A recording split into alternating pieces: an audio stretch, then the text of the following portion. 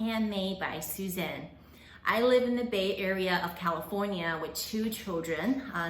One is almost 3, the other one is almost 8. So they keep me very busy. I work full time and I just find that having a few minutes here and there after a long day to do, crafty things such as sewing or knitting just brings me so much joy. And I find those stolen moments so valuable, and I look forward to the end of the day when the kids go to bed and things have wound down and I just have a few minutes to myself. Those are just I treasure those moments so much. And I usually find myself watching YouTube videos of other crafters sharing their handmade projects, and they bring me so much joy as well. And I just thought I should do the same. I've taken so much from the community, and I thought it would be great to give back and share with you what I have made. Hopefully you find it inspiring as well. So I'll start with what I'm wearing. I recently finished this no frills sweater by PetiteKnit, which I'm sure most of you are familiar with. I made this by holding yarn double. Is that how you say it? And one of them is fingering weight, the other one is mohair. I don't remember the name of the yarn I used. I picked up from my local yarn store, and it's not one of those brands that I think most people have heard of. It's sourced somewhere. I don't exactly remember, but I'll put the name on the screen here in case you're interested. And I just love the way this came out. I think I knit this size small, and so the positive ease is pretty perfect. I'll stand up. I made mine, longer than what it's called for. Usually when I buy yarn for a sweater, I always buy more than what I need. So if it's 5 skeins, I go for 6. I know it costs more, but I don't want to run out, when I'm almost done with the sweater. And then especially during the pandemic, having to go back and get another skein of yarn and just waiting for the yarn to arrive if it's, no longer available. I just don't want to deal with that. So I'd rather have extra. I wouldn't know what to do with the extra, to be honest, but I'd rather have it than not have it. So this is what I finished, and I think I'm gonna make another one, but in this color. The mohair yarn is Knitting for Olive. Isn't this a beautiful color? Just look at that. And then I'm gonna pair that with this green. Just look at them together. I think it's gonna be beautiful. I just haven't had a chance to cast it on. I pretty much have everything ready to go. I don't know why, but tomorrow or this weekend, I'm gonna put it together. Usually when I work on a project, I keep it all in a basket. We're not going really anywhere these days, and I just find it easier to pull things out of a basket than from a project bag.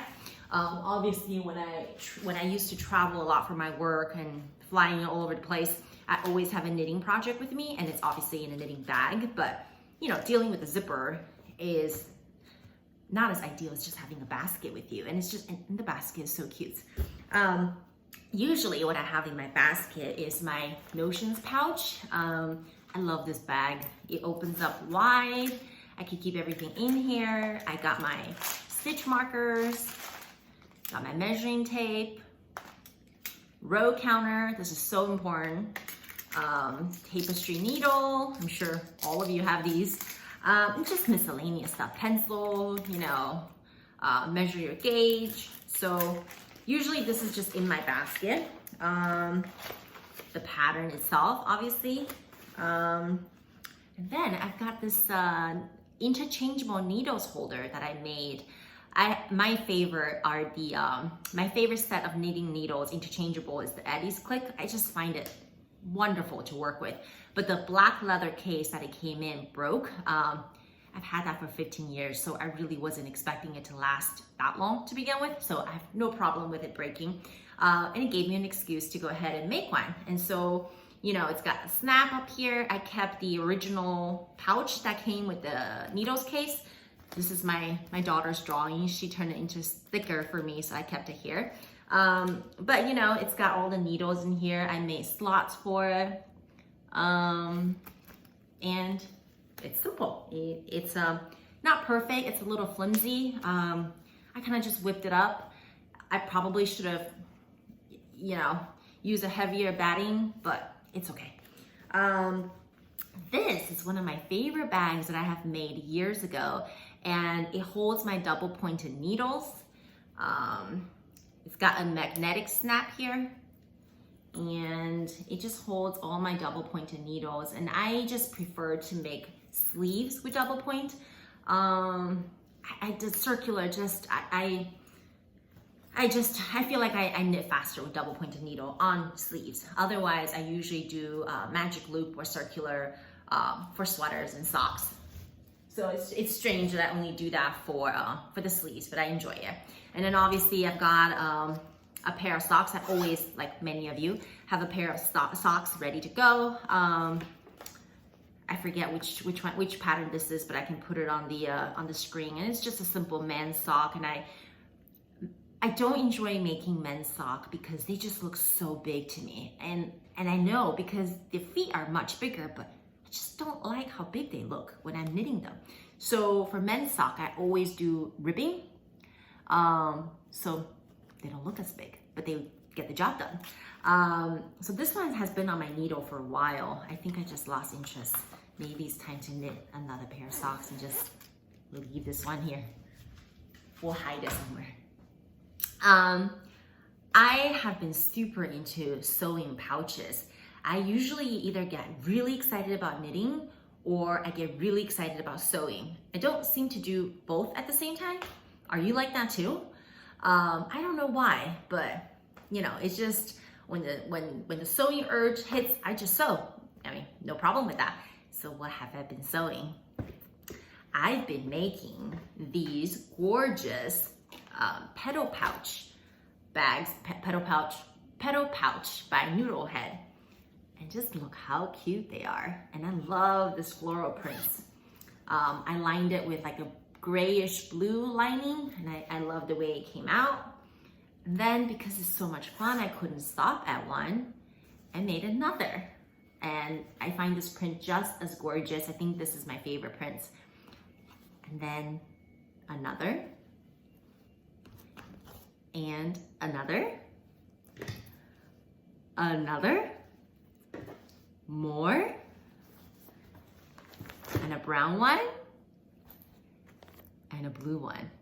So, yes, I know I can be obsessive when I'm into something. Then I thought, well, these are perfect for a sock project. It's like the perfect size. But there's also a small one. There's also, when you buy the template, there's two sizes, a large and a small. This is the small one, and it's perfect for all your notions. So I lined this with a simple linen canvas material.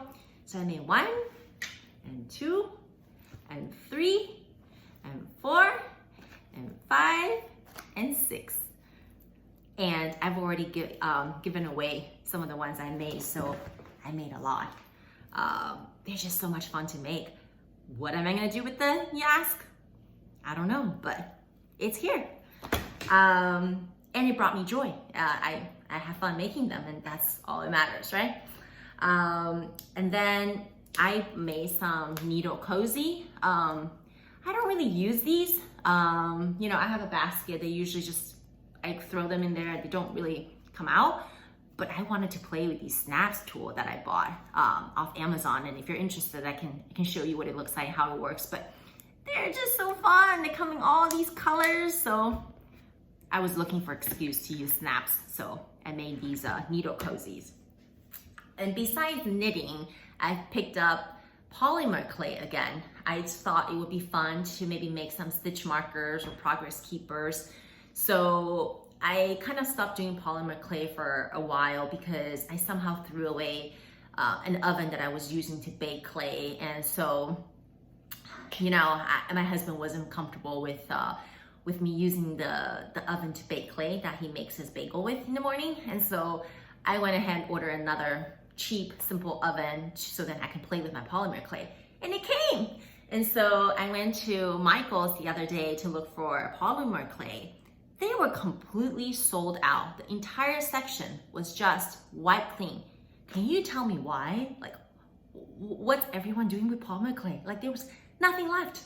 I could only find one box of these all primary colors available, but that's totally fine. I mean, I have no issue kind of mixing up colors to get what I wanted. That's what I do anyways. And so I was just glad that there was one box left, because as convenient as online shopping is, I just don't have the patience to wait for it. Like, when I want it now. So I picked it up and I keep them in this little container, and then, you know, they say it won't dry out, but they do dry out. So, you know, maybe like a year, maybe a couple months, it's not going to dry out tomorrow, right? But eventually they do dry out. And so with the arrival of my new toaster oven, just for baking clay and my clay, I made a couple of these little cupcakes. So they are so cute. Lime green, mint green with a little bit of sprinkles. And I made a pink one. My daughter's favorite, which is a purple one. She wants this one. And I also started to make a few kind of these ice cream, waffle cone ice cream, little stitch marker, a pink one, a purple one.